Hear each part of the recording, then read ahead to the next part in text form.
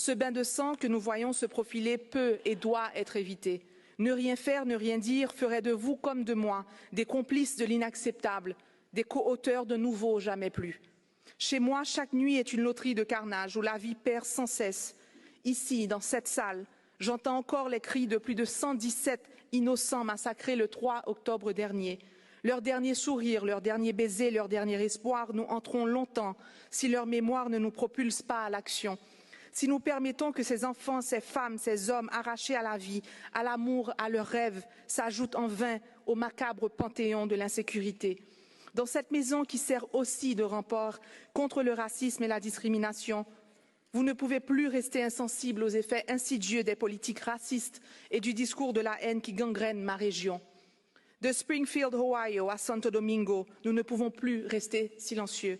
Nous ne pouvons plus rester silencieux devant les 500 000 Haïtiens ciblés par une décision de déportation en masse, en violation flagrante de leurs droits humains et des traités internationaux dont vous êtes aussi les dépositaires ici.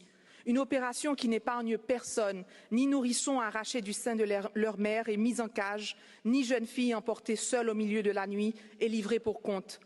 Je représente le tiers d'une île que certains voudraient amputer, comme pour redessiner une frontière en césarienne, expulser un corps que l'on souhaite rejeter, chasser cette diaspora ostracisée, déshumanisée, refoulée par les horizons nouveaux où elle avait pourtant espéré se reconstruire.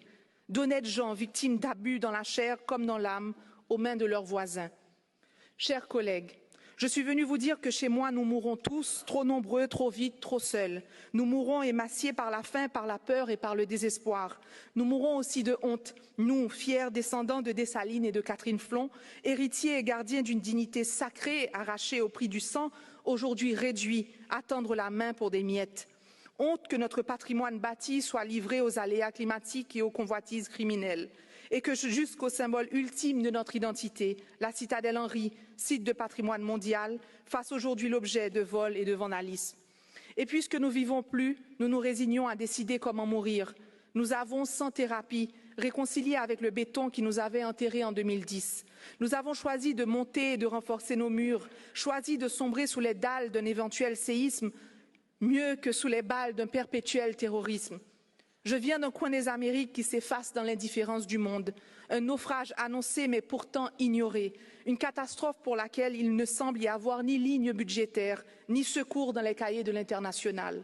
Alors qu'ici nous cherchons à sauver des îles qui disparaissent sous l'effet du changement climatique, que faisons-nous pour celles qui croulent sous la barbarie? Chers collègues, dans cette compétition tragique où les malheurs du monde se disputent votre attention, la situation de mon pays doit vous alarmer. Je vous exhorte à rapporter à vos capitales qu'un petit pays, autrefois grand, a aujourd'hui de grands problèmes qui pourraient, avec votre aide, devenir petits. Je vous exhorte à adhérer au plan d'action de soutien à la transition élaboré par le secrétariat de l'UNESCO en partenariat avec Haïti et pour lequel je remercie la directrice générale. Vu de loin, le plus grand risque réputationnel auquel fait face l'organisation n'est pas le silence face à des attaques à caractère personnel, ni la chasse au scandale à l'interne, mais plutôt dans notre silence face aux urgences qui nous obligent à l'externe.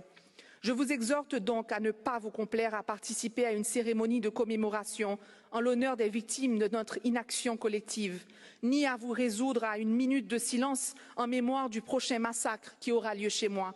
Le pire est encore inévitable, mais il ne le sera pas pour longtemps.